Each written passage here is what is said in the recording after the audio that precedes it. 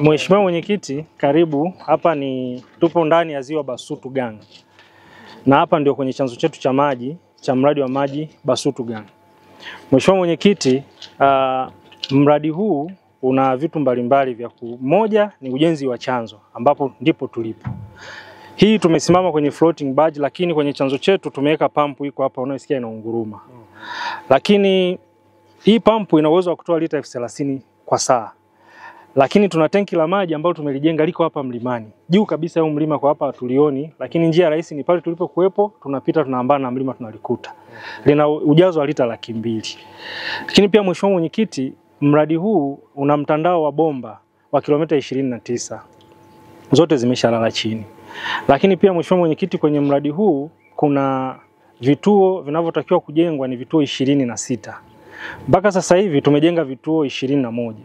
Lakini kati ya hivi 21, vituo 18 vinatoa huduma, lakini vituo 3 bado vinaendelea na kazi ya ujenzi.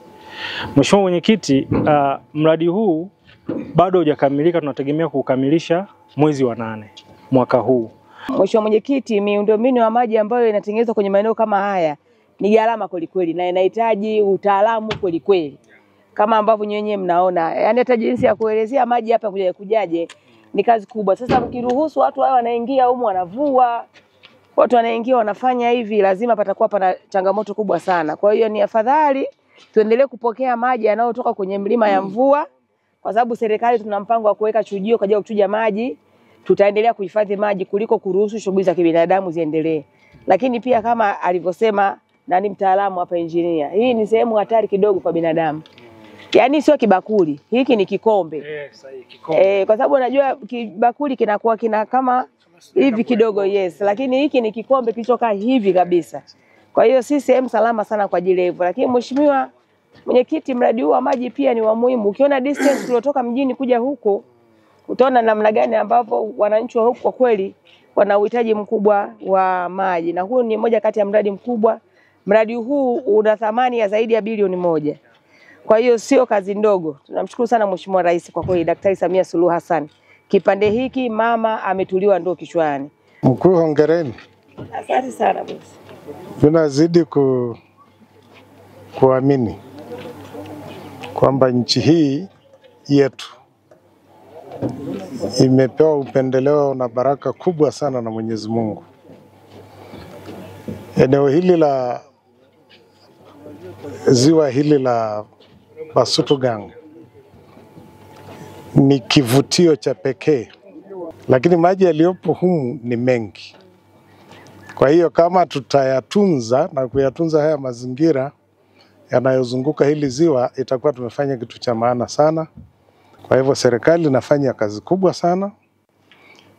sana kwa sababu ni tiifu kwa chama chetu, Chama cha Mapinduzi, na chama hiki nacho kinatimiza ahadi ya kuwahudumia wananchi, na hatujakosea kuwa na serikali ya namna hii ambayo baada ya CCM kuikabidhi ilani inatekeleza kama tunavyoshuhudia katika huu mradi ambao kusema kweli ni wa pekee.